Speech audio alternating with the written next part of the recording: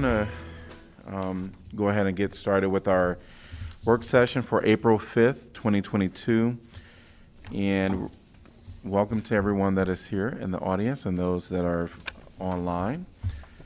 We're going to start with our state-required presentation of the Historic Preservation Certified Local Government Annual Report. Welcome.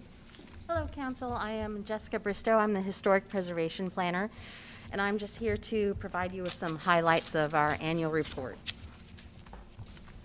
Just a tiny bit of background. The Certified Local Government Program that we call the CLG program was established in 1980, and Iowa City joined it by about 1983. It basically encourages historic preservation at the local level using the Secretary of the Interior standards for rehabilitation. It provides some technical assistance through the State Historic Preservation Office, which we tend to call SHPO, and provides some funding opportunities for preservation activities. Iowa City has 8 historic districts that are all listed on the National Register of Historic Places, and they're also locally designated. We also have 5 conservation districts. That's only a local designation. There's no National Register component. We have 65 local landmarks. 45 of those are also listed in the National Register. This slide shows you some of our, all of our districts. This slide has some general information and one of my favorite images. It's hard to see here, but it does show the districts and little red dots for all of the local landmarks. Our commission consists of 12 seats. 3 of those are open now, and some of them have been open for a while. In 2021, we had 14 commission meetings, and we have a little budget from our NDS Neighborhood and Development Services Department for our annual mailing and travel and education expenses. We also have the Historic Preservation Fund. The report goes through and talks about what the work that we have done as a commission. And the first section, under number 3 in the report, talks about alterations that were done to properties listed in the National Register of Historic Places. We just count those based on the reviews that we have done throughout the year.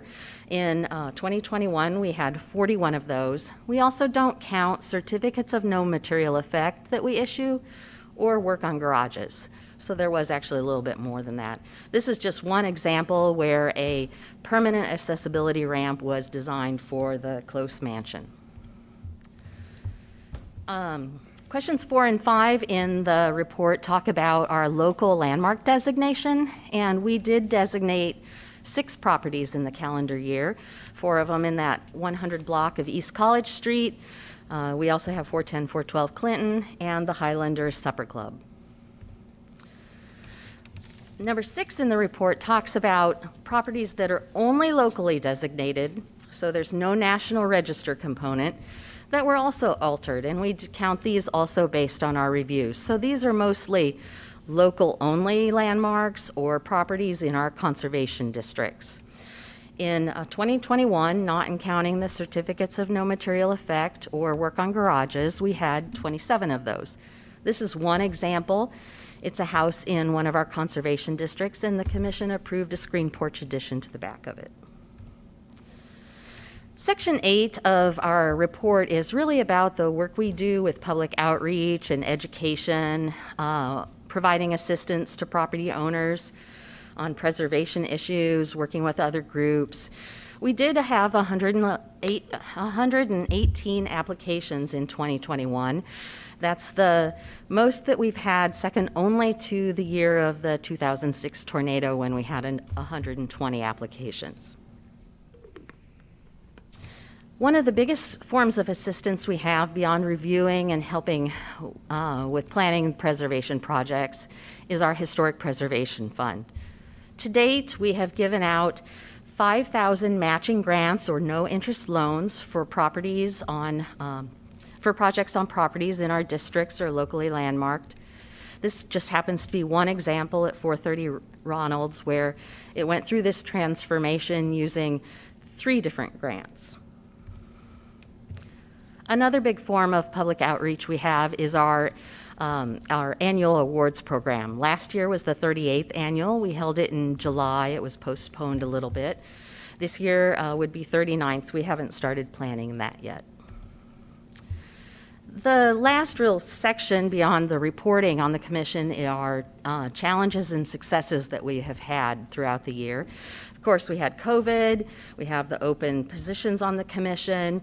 We also have some difficulties with lack of contractors for people in the community. And then we have the 109 Market Street, which was a success the year before, but because of the agreement falling through, it's now in one of our challenges. Our biggest success of the year was listing our downtown, Iowa City Downtown Historic District in the National Register of Historic Places. This happens to be just a shot of the Ped Mall and a map of the district showing the properties that are contributing and non-contributing and stuff like that. That's all I have. Thank you. Thank you. Any questions or comments from council? I just think it's actually a really helpful thing to see this once a year, so that we're reminded of the number of historic districts and properties that we have and the work that goes on there. Yes, I'd like to thank you for your report, because it was interesting to see the actual numbers then, and I was just talking to someone the other day about the history of Iowa City in general, and the need to preserve that and let it be known, because there's just so much history, and particularly, you know, the historic buildings. It's amazing. Some beyond the old Capitol, which most people think of. Yeah, I always appreciate hearing what work is being done in this field, and I was very surprised to hear how high the application rate was compared, you know, from a yearly standpoint, how high it was this year. And I always look forward to the awards event because I know that, you know, this notion of care is so central to the idea of sustainability, really. I mean, it's historic preservation. These are buildings that people love, and they're willing to care for them and express that love in the caring for the architecture. And so that I don't know, to me that's essential to, you know, preserving Iowa City's image and character and spirit. So thank you and all the commission members and all those in Iowa City who put such love and care into their buildings. Thank you so much. All right. The next item on our agenda is Forest View Relocation Proposal Update. And I'll just give it to our city manager, Jeff Ruan. Okay, good evening, Mayor and Council. We don't have anything supplemental for you in terms of a written document, but I did want to share some updates with you verbally this afternoon and allow you to continue to have your discussion to move this forward. So, as you recall from your last meeting, there were several questions raised that you had asked staff to look further into, and I want to walk you through those. Mostly, you kind of lump those into two categories, the eligibility criteria and then the method in which we are going to require documentation or not require documentation. So I want to start with the eligibility piece of it. So what we've been able to do, or what we're currently in the process of, is trying to figure out how many households were in the Forest View neighborhood at any given point in time over the last couple of years. The Tenants Association, through the Center for Worker Justice, has provided us a very helpful document that shows their accounting of just that, who was there all the way from the 2019 conditional zoning agreement to current day. We also have our own utility records, which we are cross-referencing with that document. And then I have asked, but I have not received from the owner of the park as well. And I'm hoping to have those three data sources to really make it very reliable and certain who was there when. But just looking preliminarily at the document that we got from the tenants and the city utility records, there appears to be a little discrepancy, but very minor. So what you might expect in something like that. So we're pretty close. And I'll walk you through the different points in time so you can get an idea how these numbers have changed. So currently, we have between 55 and 59 households at Forest View. If you go back to the eligibility date that the city staff that I recommended to you at your last meeting, that was September of 21, we had 62 to 67 households there. So again, currently 55 to 59, going back to September of last year, 62 to 67. And I just want to be clear that I'm giving you a range because that's the discrepancy in the two data sources that we have right now. I'm confident that can be worked out. The other couple dates that you asked us to look at were March of 21 and March of 20. I'll start with March of 21. We have anywhere from 65 to 70 households there at March of 21. Again, comparing that to the previous, I said 62 to 67. So you can see the continual increase as we go back in time there. Now, with March of 21, September of 21, we feel very, very confident that ARPA funds are able to be used for those households. When we go back to March of 20, we believe that ARPA funds can be used. And I say it because I want you to know there's a little bit of degree of uncertainty there. It's not as crystal clear, but we believe we could make a strong case to suggest that ARPA funds could be used back to March of 20, essentially the entrance of COVID into our area here. So if you go back to March of 20, we have 74 to 82 households. Again, 74 to 82 households, March of 20th. We believe we can make a strong case for ARPA. It's not as clear, but we believe we can make that case. And if you go all the way back to the conditional zoning agreement, there is between 82 and 87 households that resided at Forest View at that time. We are confident to say that you cannot, well, we'd have to find an alternative funding source, that we will not be able to use ARPA funds for those households that were there at the time of the CZA but may not have been at least by March of 20th. So you can see that range from start to finish from the conditional zoning agreement is 82 to 87 households to current day 55 to 59. That gives you an idea of how things have changed.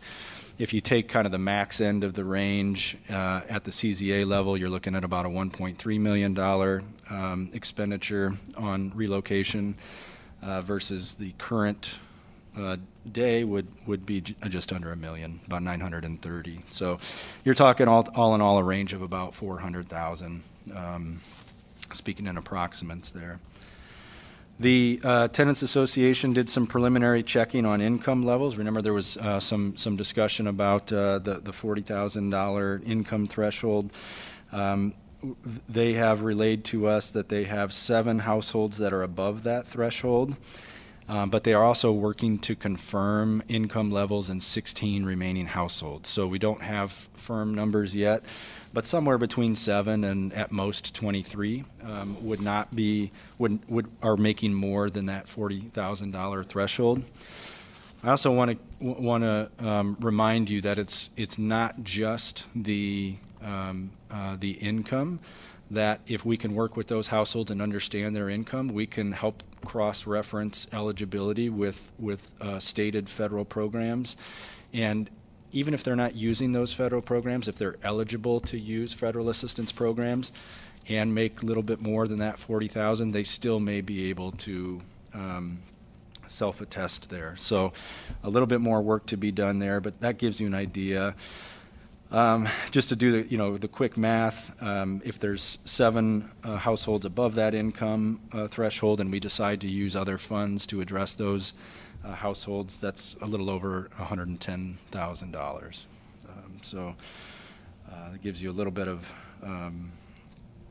idea of scale there. If all 16 of the remaining households where income has not been able to been pinned down, if all of those were over, which is unlikely based on the data trends, you'd be looking at non-ARPA source funds of $362,000.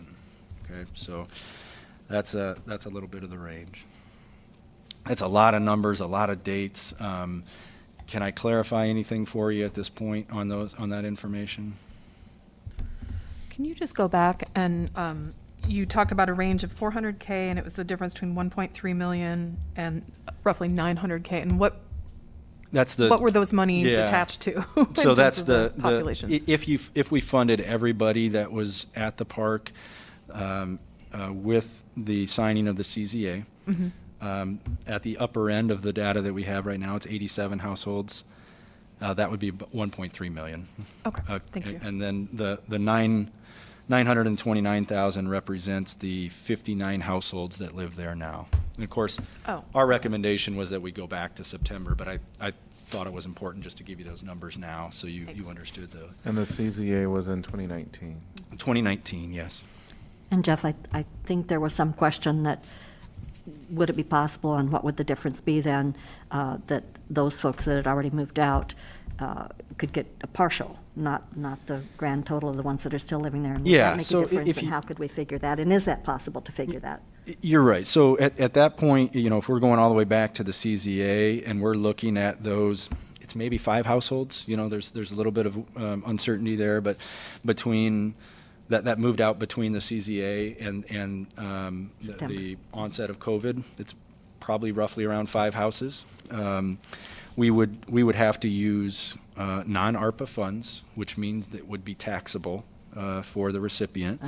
And you could adjust that amount. You would have the ability to say, instead of the 15,750, we're going to go back to the 7,200, for example, that was specifically listed in the CZA. You would have that ability to do that at any point in that continuum that you felt was appropriate. The numbers that I quoted were assuming everybody got the same 15,750.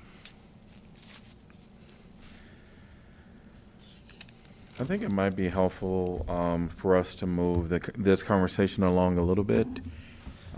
If we could, documentation, I know you were going to talk about that. Yeah, I can cover that real quick if you want. Please, So yes. we still are strongly recommending we follow the self-attest. I think that is definitely the cleanest. If we move off self-attest, I just want to give you kind of a quote from the regs in terms of the burden that we have.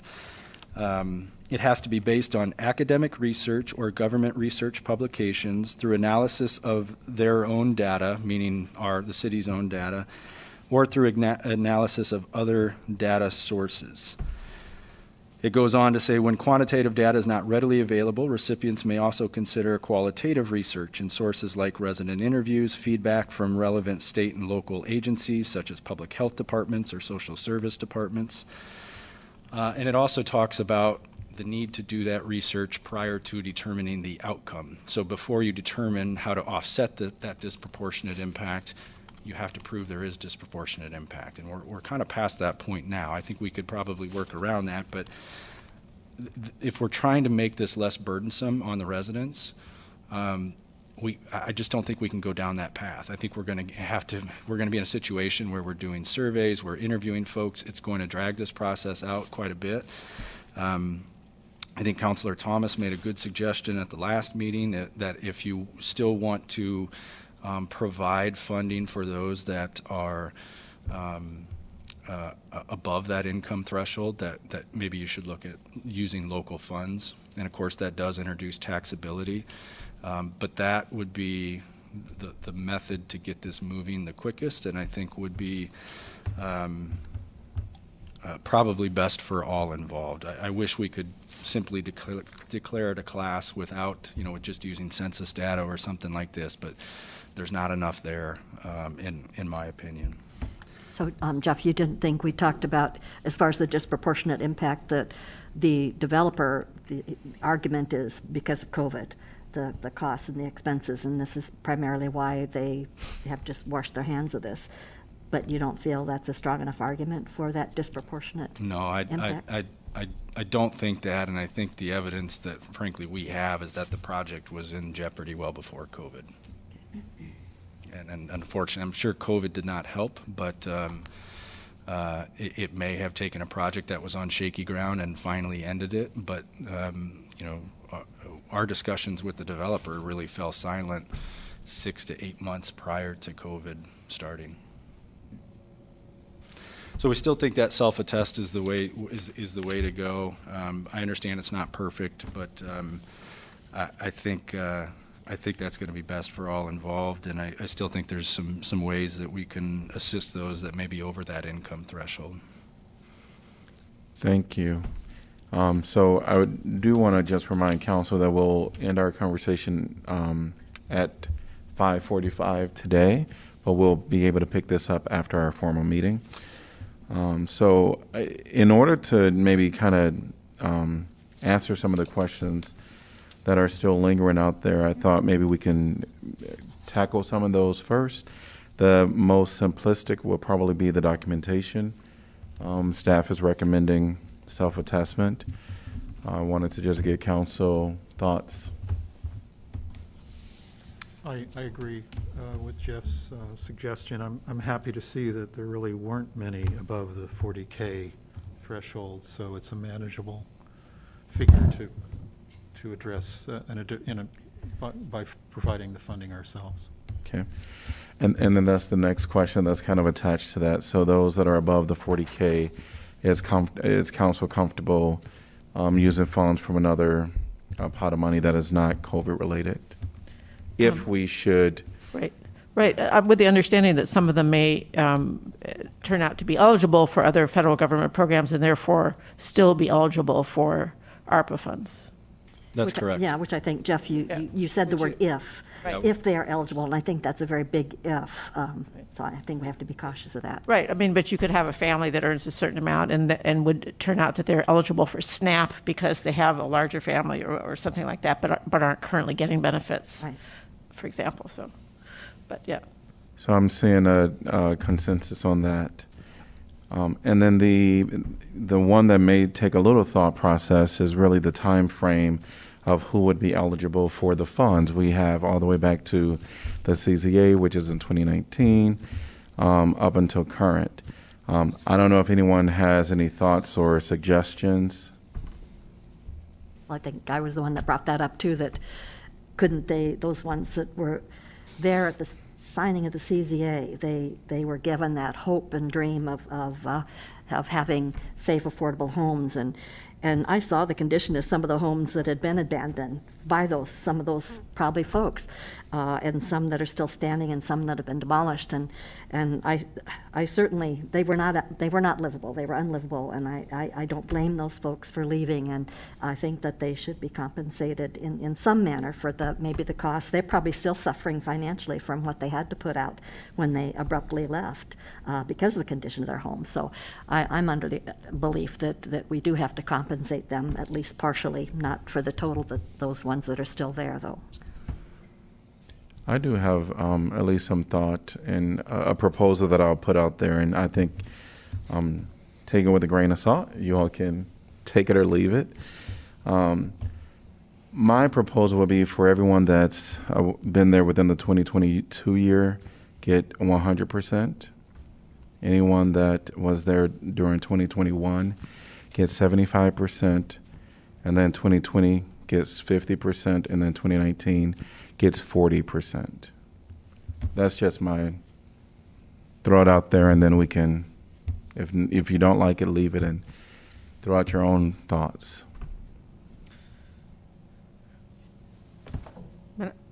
Go ahead, Jen. I guess what my initial thought would be to fund everyone from March 2021 through present, and look at the 7,200 number for those who left pre-COVID. I would agree with that. And see, so you want to determine how many people were before March 2021. Okay. Before March 20, the beginning. Going back to the beginning of COVID, March 20. I'm getting years confused. It's been longer than we think it is. So, essentially, I would favor full compensation for people who were there in March 2020. So when COVID began, and when we can definitely also use the ARPA funds, And for the people who were there from the CZA signing but left prior to the beginning of the COVID, the 7,200 number. But that's also just a proposal.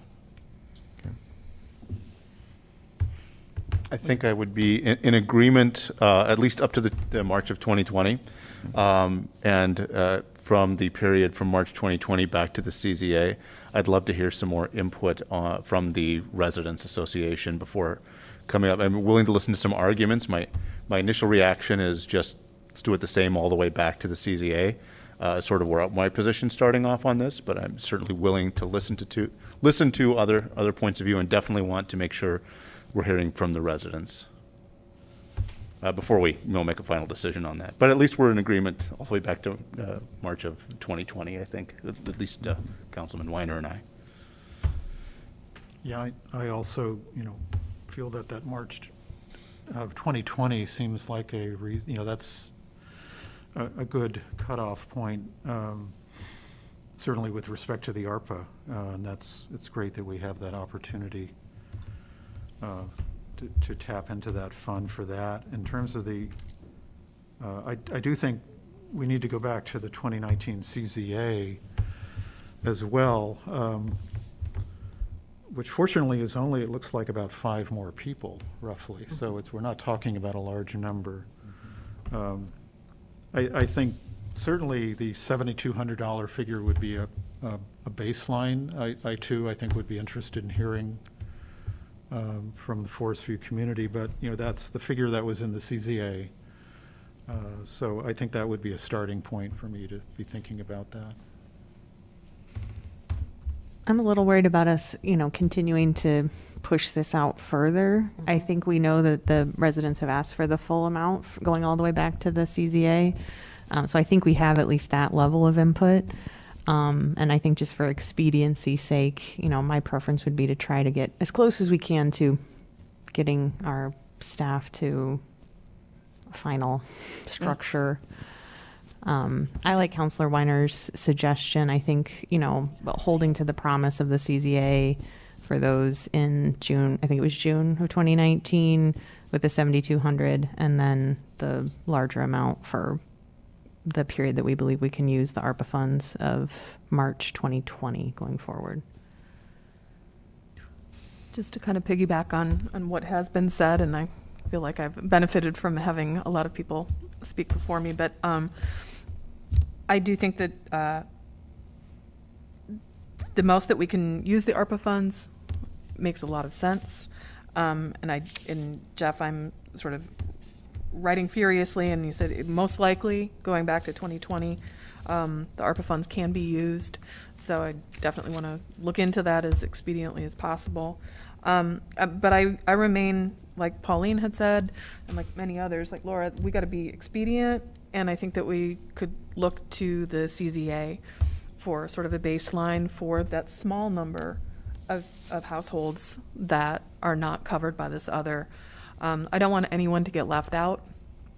And actually, Mazahir Salih had sent a late email, and I know Kelly sort of gave it to us all, but she makes a really, really important point about getting housing in Iowa City. Mm-hmm. Now is the time that we need to be doing this. And I know everybody here knows that, but I would just sort of put a little bit of weight on that, as Laura did, to say, let's try and figure out what we can do as quickly as possible so that we can get money to people so they can find their home. Right. Home. The clock is literally ticking here. Things are moving along really quickly, and I appreciated the memo from the Center for Worker Justice, because I think that many of us, I'll speak for myself, but I don't know others, we kind of take our credit history for granted unless we're applying for a home loan or some major loan, and hadn't even give that thought that some of these folks maybe wouldn't be able to have a credit rating. And I also haven't rented in this community for a really long time, so I don't know how many landlords require a good credit rating. So that's something to really think about. And so it was mentioned about the 20. Are we married to the 25% amount that you talked about to get to them initially, or could we go with the 50% so that they have enough funds to actually pay up front for a rental unit? Or what I might say is that when we come from our formal meeting we're going to come back to our work session. okay, And I good. think we can continue can- the 'cause conversation, that's a and good that'll be a question. part, that was Good. another item. Good. Just talking about when we will distribute the concern. funds That's a big concern. and what percentage. Right. So why don't we hold off until after, until, we'll conclude for now, and then we'll come back at 6 PM to start our formal meeting. Return to our work session for April 5th, 2022. And we were on the item of Forest View relocation proposal update. And where we left off is really just trying to iron out a few things. The last of the conversation where we were was really talking about the amounts for the residents. And I think right before we were leaving, there'll be some more topics that I think will be included in addition to whatever else comes up. But one was a mention about the letter from the CWJ, and really the tenants, the Forest View tenants, where they were essentially requesting 50% of the money of the funds up front. And they gave some examples of the cost for down payment and first month rent. So, and the other thing that so if we can start with maybe revisiting the conversation, what I heard was a consensus that everybody did want to go back to 2019. We had I think I wouldn't say a majority of council proposed this, but the majority of what I heard was people wanted 100% of payments back to March of 2020, if I heard that correctly. Now, that wasn't the majority of council, but that was the majority of the comments that I've heard so far. I put out a proposal. Like I said, I wasn't married to it. I was just, from everything that I heard. The one thing that was also mentioned is going back from February 2020 back to when the CZA was created in 2019, those individuals would get payment, but I did hear some offerings of only giving them $7,200. So we can pick up the conversation from there. I would just like to pick up where, I'm sorry, I cut you off. No, please go ahead. I just want to pick up where John Thomas kind of started or ended and made comment that we're talking about like 5 households. I would like to see if we can find the money, the full amount for everyone, recognizing that not all of it will be covered by ARPA. But so that's my opening gambit. I agree. One of the, when I gave, the percentages and such, a part of my thought process was, how do we acknowledge that there was, some challenge for the individuals that moved away for reasons we all don't know, but also, being a little, I don't know, a little considering that, we don't have all the funds in the world to, do this project. And if there was a consideration for $7,200 being somewhere in this mix, I would just suggest the council considers that. If that's, because that was, a little bit of the promise by the CZA. The other thing that I want to remind council is that even though we don't have a legal obligation to this at all, I know that we all feel morally that we want to do what we can for the tenants there. So I'll just put it out there. Is there any considerations for how we could involve $7,200 as the least amount anybody would receive. And if no one has any thoughts or suggestions, then we don't have to go down that road. I had proposed the 7,200 amount for those at the time of the CZA signing, only because at that time we were initially told they weren't on board at all. They were to get nothing, and I felt that they do deserve to have some type of payment. If we went the route of the full payment as everybody else is getting, I would be okay with that too. But at this point in time, that 7,200 for those folks, and then the full amount for those above that March 20th date. One of the things that helped my perspective in this, and I'm certainly not being combative at all, is just, again, for me it was perspective taking, is that, an hour ago, without blinking, we all were fine with approving a bidding process for $1.47 million for re-asphalting. Absolutely necessary. The roads are, but that perspective sort of helps me think about what are we talking about in terms of helping a tenants association who have lived there for decades in some cases, or have been forced out because they no longer can, and that as discussions with the developers broke down, the developers stopped putting in any improvements, but for the very bare minimum, if that. They've had to rely on direct aid agencies and volunteers to help them. And so for me, looking at the dollar amount and saying, I don't know, my perspective was changed when I realized we're looking at, more than that for asphalt, and we're talking about people. So for what it's worth, that's where I'm coming from. I think that's puts the number in an interesting light, in a sense, and I do sense that when the CZA was written and the $7,200 was identified as a relocation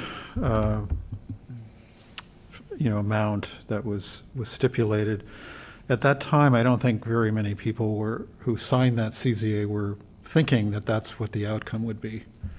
They were thinking they would be moving to another location in Forest View, which didn't happen. So like Pauline, I certainly felt that we needed to honor that agreement. Fortunately, as I noted earlier, it looks like we're only talking about 5 people. So the actual amount is not that significant.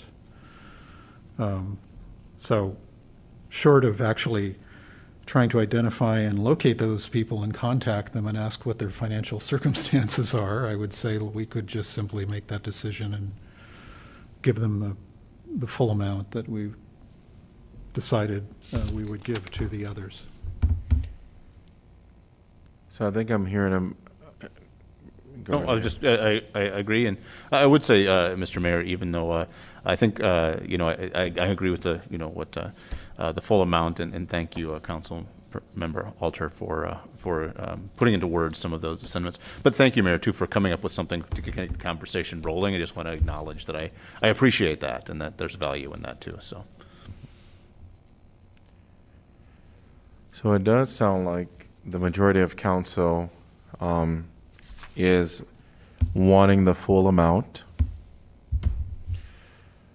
The majority of council wants to go back to 2019 and giving everyone the full amount. Yep, I'm seeing majority of heads shake. All right, so there we have that part settled. We're going to move to the next conversation piece, and that is, when will we make the funds available to the residents, as well as there's been a request by the tenant association about the initial percentage, which there was nothing in stone about the 25%, but now they're requesting 50% of upfront money before the move actually happens. And the other question that I think we have to ask is staff readiness or their preparedness for how all of this gets transcribed as, and we also have, so maybe Jeff can kind of talk about that process. Yeah, so on the percentage split, I don't think that doesn't really get into the grant rules and details. So I think you can set whatever split that you want. Staff suggested 25%, and we thought that would be sufficient, but you're hearing that it may not be. So if you're comfortable bumping that up to 50%, I really don't have heartburn over that. And I think you could do that. In terms of moving forward, I think based on the conversation that was held today here, we pretty much will have all we need to put together a program. Now, so our next step is going to be to move to formalize this in a resolution for you so that you can officially vote on it. In the meantime, we've already started to develop some forms, explore what translation services may be needed. So I think we can move pretty expeditiously on this, but we have to expect that there's going to be some individual cases that are going to be tough to work through. So what I would like to see us do is to try to move as quickly as we can to get the program rolled out, understanding that for probably most of the eligible applicants it's going to be pretty seamless, but also understanding that there may be some discrepancies, there may be trouble locating people, whatever the case may be, that we're going to have to work through. So I hesitate to give you an exact date, like this will be on your next agenda, but I hear the call from the residents. I know the leasing cycle here. I mean, we want to get this out quick, and we will push this to the top of the list. Other than that, I think the major effort is just to reach out to some of our social service agencies and make sure that they're prepared to assist and that we're prepared to provide them resources to assist. And so those may come at you in a different way. I don't know quite yet if we'll have formal agreements with them that you'll need to execute, or if we'll do that administratively, but that will be our next step. Now that we know the basic program parameters, we'll work with those partners to make sure that the residents have a place to turn for support in finding that next unit or connecting with other needed resources that they may have. I think I don't have any issue with the 50%. I think that you'd originally talked about, Jeff, sort of a deadline, and I agree that it should be rolled out as quickly as feasible based on what staff is capable of doing. I also think we should probably put a final end date on it, figure out what that eventually should be, because some people just may not be able to be located. And if after whatever we had set as the move-out date, at December or whatever it was, that people can't be located, I think at that point at some point we just have to be able to say we're done. We've done what we can for the maximum number of residents, rather than sort of having possible claims dragging on. That's just I agree. I think we just set that at December 9th. December 9th is the last point in which you can access those funds, and we'll do our best to locate folks. I think the Tenants Association will surely help us out if they're maintaining contact with anybody, but we experienced this with the Rose Oaks displacement that took place. We had to use last known addresses for the tenant list that we had, and we were successful in reaching some and not successful in reaching others, and it'll probably be the similar case here. Yeah. All right. So can I summarize real quick just to make sure? So we're going to go all the way back to the CZA. Council understands that for that period between from the CZA to the onset of COVID, which may not be March 1st, there'll be some date in March when the actual emergency was declared. We will use local funds for the approximately 5 households. We're still trying to nail that number down exactly, but we'll use local funds there.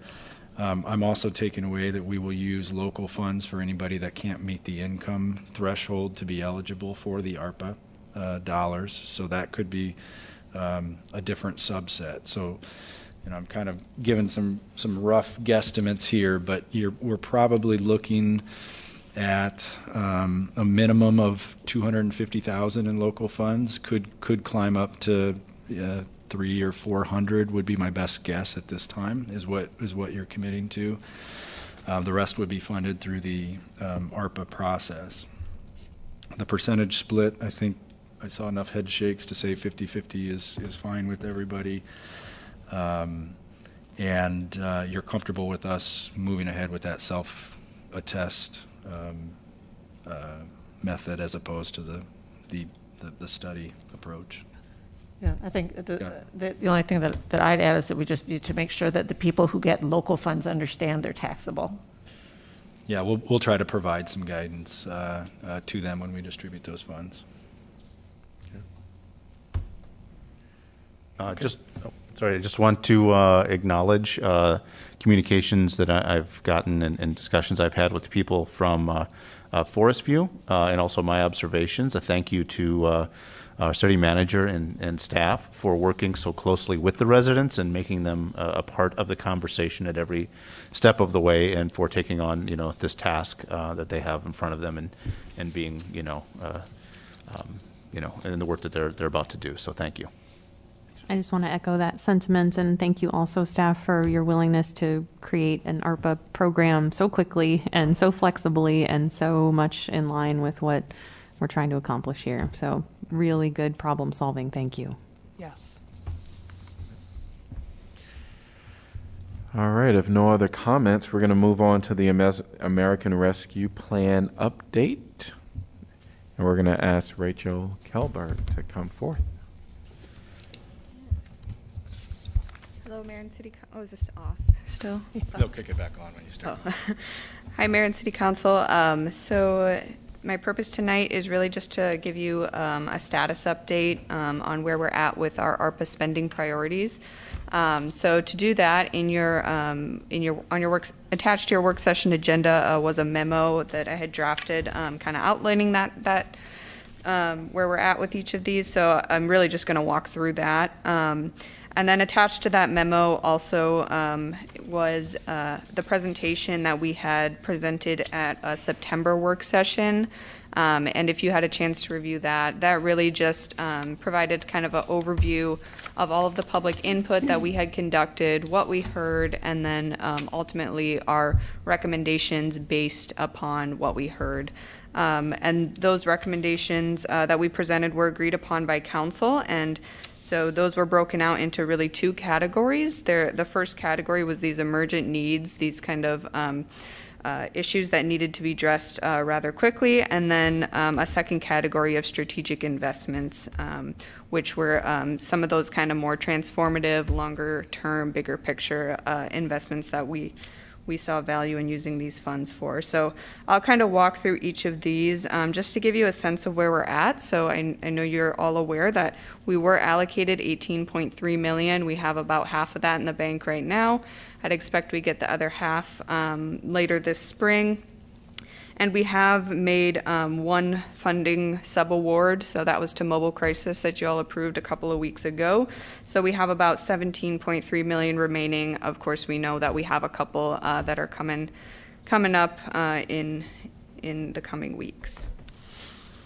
So then I'll go ahead and just start kind of down the list. So first, direct payments to eligible adults. This is that one-time payment program that we have been collaborating with the county with, and we are just kind of buttoning up the details on that agreement with the county and hope to bring that forward to you for consideration at your next city council meeting.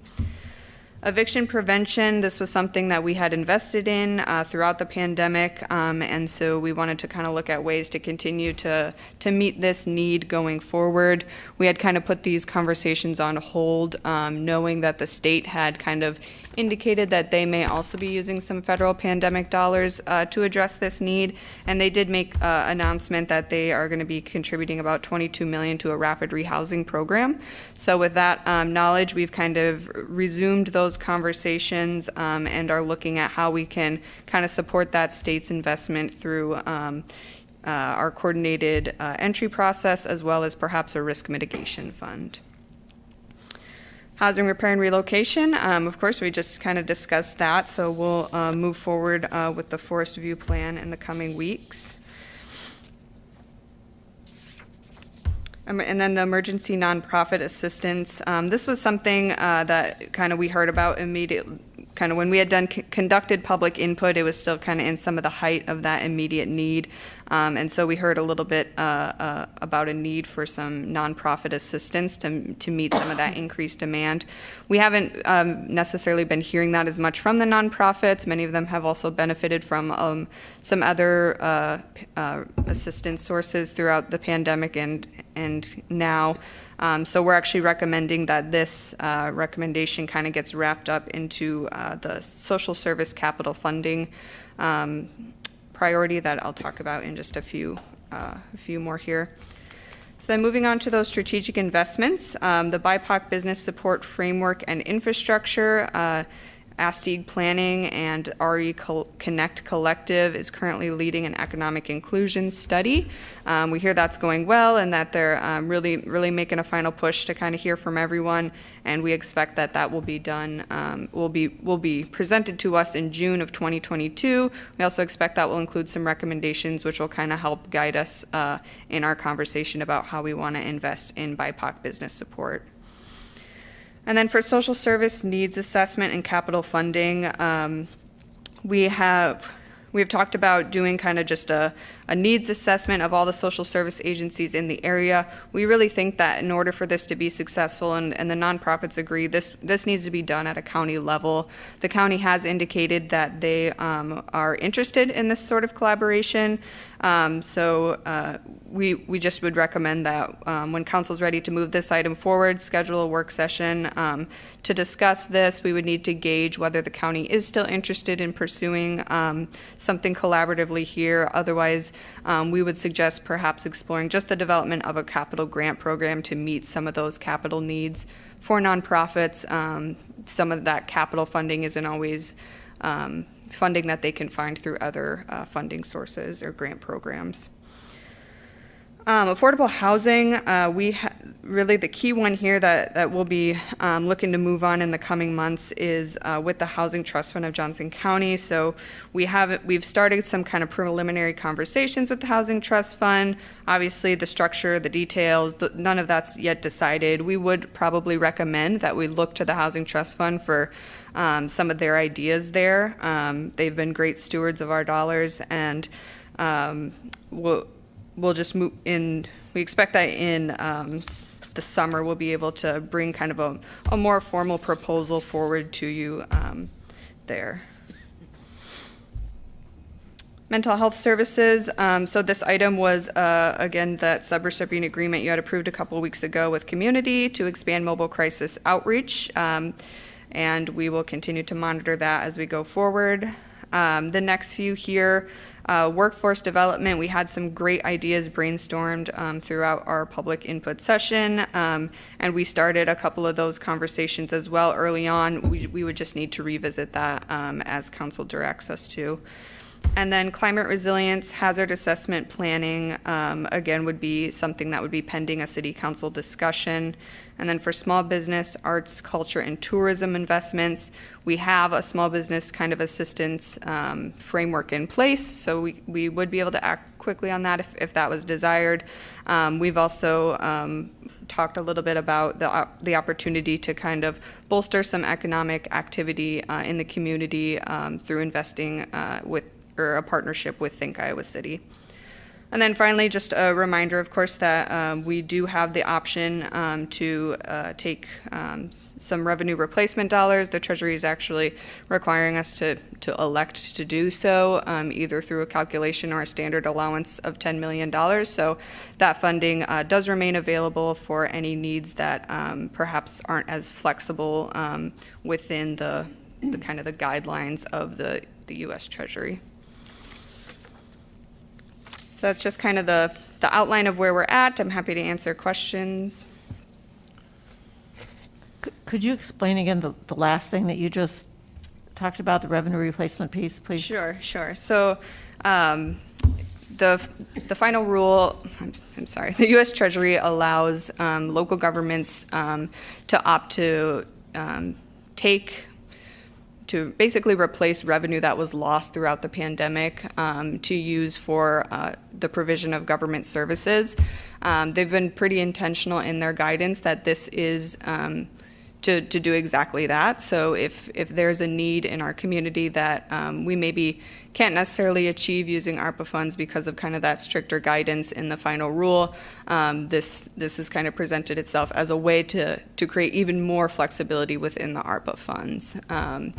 So there's really no, the Treasury is kind of encouraging governments to take that as well in a way, because it's requiring you to either say that if we were to do this, we would do a calculation of how much revenue we lost, or they're just streamlining it and saying, hey, governments, you can all say we have $10 million in lost revenue and rely on that as you go forward in the administration of your ARPA funds. Yeah, so the bottom line is, technically, when it comes to the ARPA reporting, we are going to say we're going to elect the 10 million. That's what most every city's doing. We're going to elect to declare 10 million as a revenue replacement. We still feed that money into the same program, so the output is the same at the end of the day, but some of the back end reporting is streamlined. And also, we have more flexibility on how we can use those funds should your priorities change over time. But if you see cities spending, ARPA recovery dollars on road projects, for example, road projects aren't part of the final rule as terms of an eligible project, but technically cities can declare the 10 million and then use that 10 million to fund other projects. So for us, it's more of the back end. It's kind of streamlined some reporting, but that rule came out after we set our priorities, and we're marching ahead with those same priorities. Thank you. I think what's important for council discussion tonight is you see all these topics. Some of them we're waiting on a study to be completed, or we're actively working through. But if you see other ones that are a top priority for you, we can kind of bump some of these to the top of the list. Or if you see some that you want to revisit, we have a new council. Obviously, we've got two new members. If there's some things that you want to revisit, you certainly can as well. Or if you just want to redirect a little bit, you can do that now. You can schedule additional work sessions. But basically, we're going down this list as quickly as we can to start implementation. So if you want to steer us in a different direction, it's just good to get that feedback and get those discussions going. I'll just throw out one thing that I've mentioned to Jeff directly as well, which is one of the larger chunks we have as a possibility here is that social service needs assessment and capital planning, or seed funding for initiatives. And I just said, if we're going to be creating something like a grants program, just really being as transparent and communicative as possible, because I have some concerns that, those who kind of know how the system works or who've been paying attention to this over time will be more likely to come forward with really cool ideas. We know that the need is always greater than our ability to support it financially. And so just making sure that we don't kind of put ourselves in a position where people are left out or organizations are left out, because I think if we don't do the needs assessment, there's some risk of that, but also, just being communicative and being transparent, making sure people know this funding is there and we have an intention to use it. I think as time goes on, we're going to continue to get proposals or ideas. So whatever we can do to make sure that's fair and equitable. I appreciate your saying that. I mean, I think one thing that we could do to ensure that is to essentially have a graduated rollout of those grants, so that somebody who's well prepared can apply early on, but then there will be space for others in the next, whatever the next periods are, if it comes to the consciousness, to the knowledge of others who didn't have that knowledge to begin with, and then have a chance to apply. so that maybe you only get one bite at the apple, but the others will then be able to.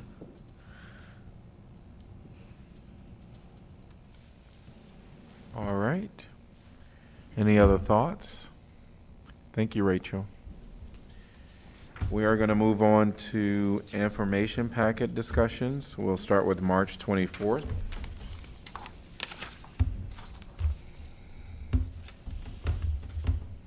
IP2 with the deer management annual report, do we have any flexibility or options? I remember campaigning and sitting in the audience and listening to the mayor talk about going back to the Natural Resource Commission however many times.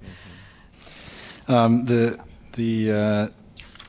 DNR staff is going to give an update to the Natural Resource Commission at their next meeting on our behalf, and then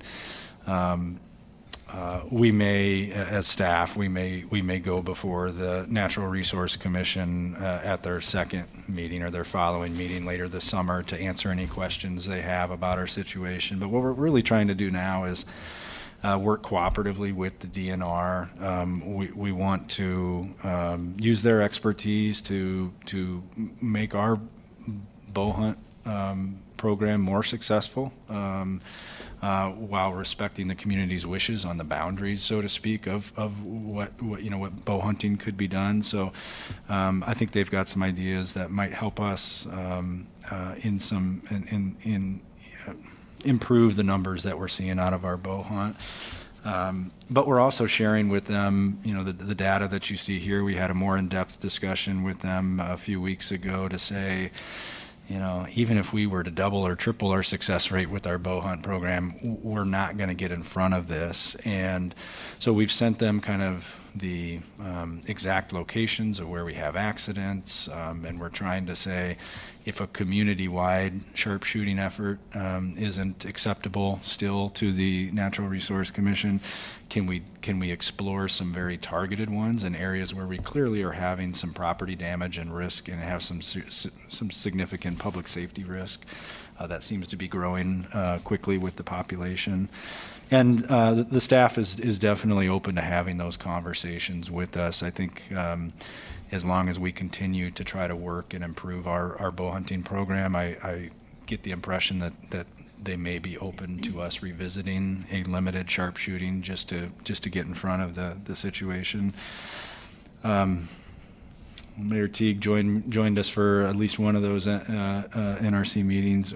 It's hard to predict exactly where it'll go, but we're working on it. The numbers are definitely concerning to see how quickly that population is bouncing back. That's kind of what we feared, and now we're seeing that play out, both in the deer count, but also in the collisions that our public safety folks are responding to.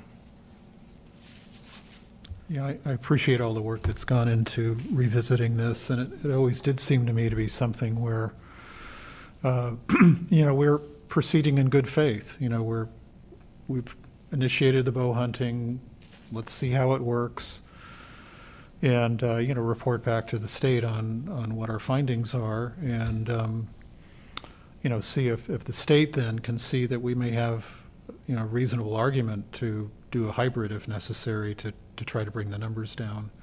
And it could be where we see there's a dramatic increase in the deer population. So I think this all sounds really encouraging to me, that we're just proceeding and observing and basing our suggestions and conversations on the facts on the ground, and just taking it from there. But I think we're doing all we can in good faith to try to make this thing work. Yeah, and I hope they'll also understand eventually that the community itself has some red lines in terms of where this activity can take place, and we're not going to be able to get past that. Any other comments from information packet March 24th? I think IP4 sounds like it's going to be a really interesting idea and a lot of fun. Yeah. Public Works open house.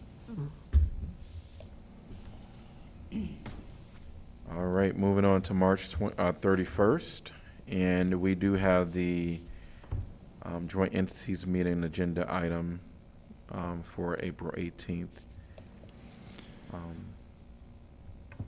Just a reminder on that, at your previous meeting, you asked us to put the guide link, to ask the guide link staff to be there for a quick update, so we'll do that.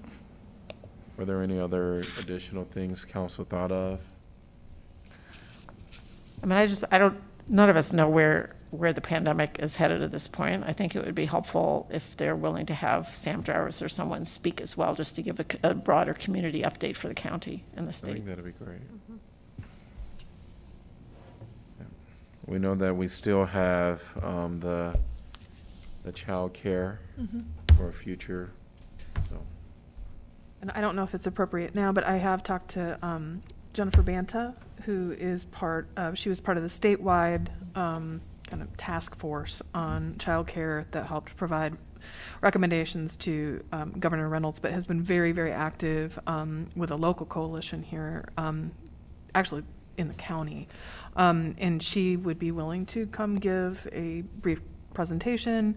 I told her we've got a lot going on in April, but she was thinking May, or actually was asking, and I guess I'm asking now if that could be possible, simply because I think it could be really informative as we move into strategic planning and thinking about ARPA funds, and just for us to all get on the same page about what is already being done in this area. So obviously I don't set the agenda, but I guess I'm asking that, it would be wonderful if it could be sort of,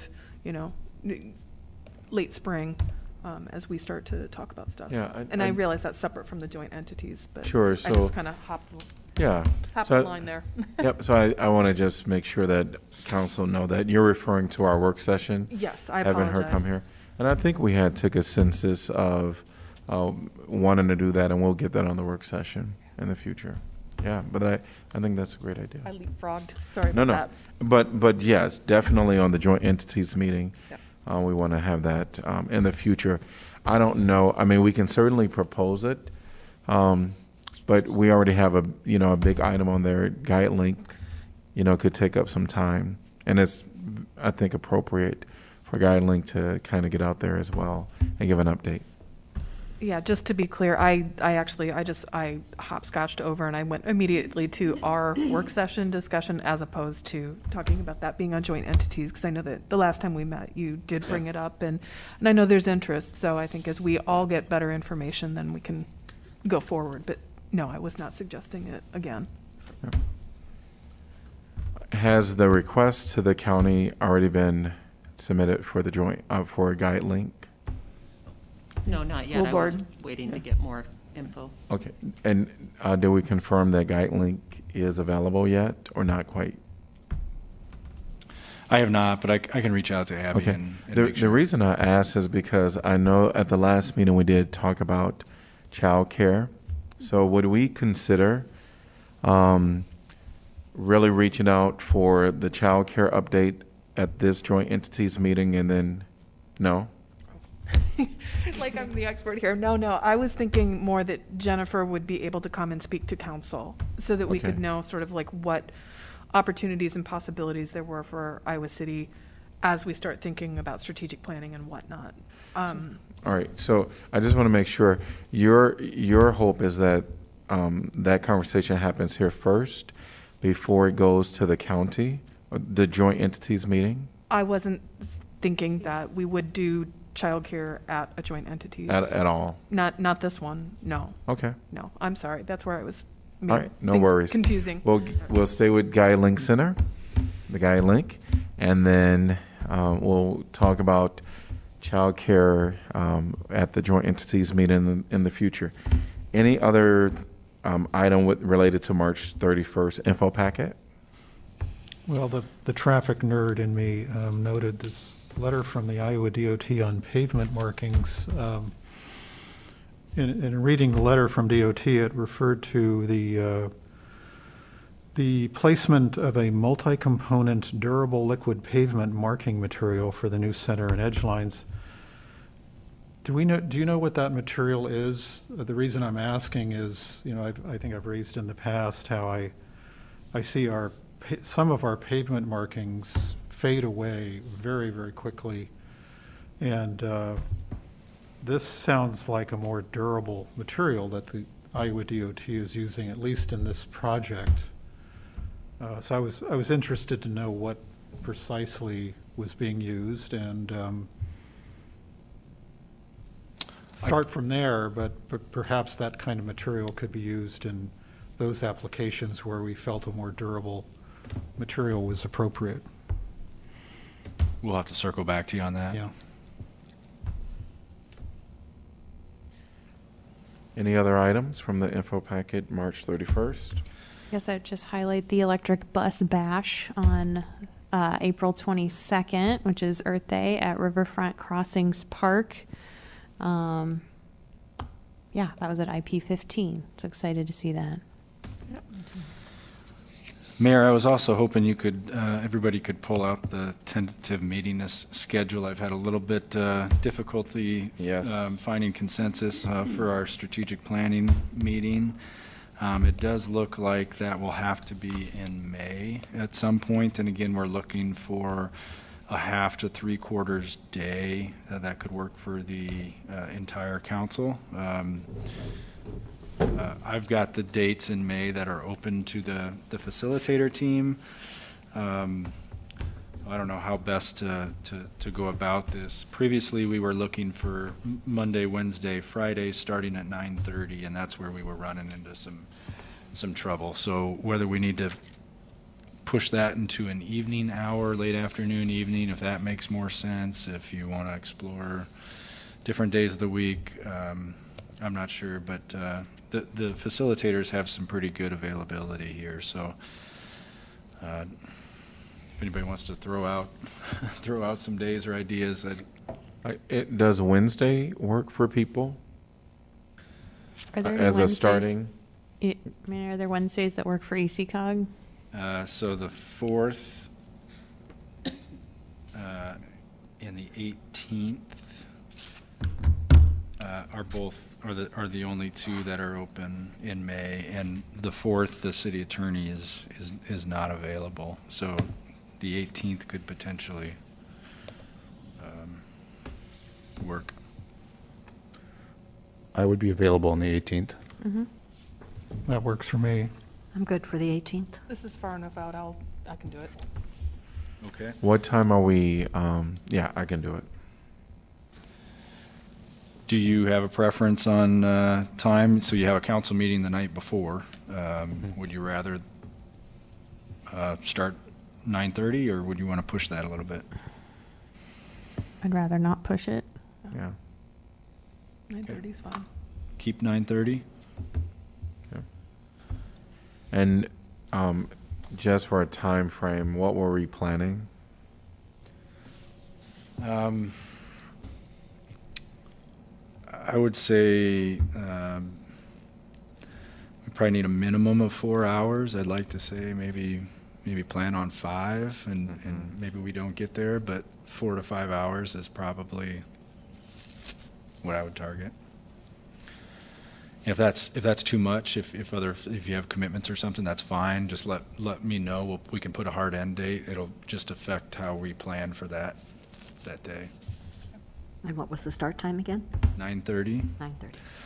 So we could do 9:30 and do either a break for lunch or a working lunch, and go to the early afternoon. Go- Just block off the day. Yeah. Yeah, probably a working lunch. Okay. All Team right. building lunch. Yes. Pardon? Just a team building lunch, No I said. marshmallows and pipe cleaners. We can make lunch together. We could make lunch together. This is an excellent idea. Okay, thank you. That is very helpful. Thank you. All right. Anything else there with the March 31st info packet? All right, we will continue on. So MSG, USG updates.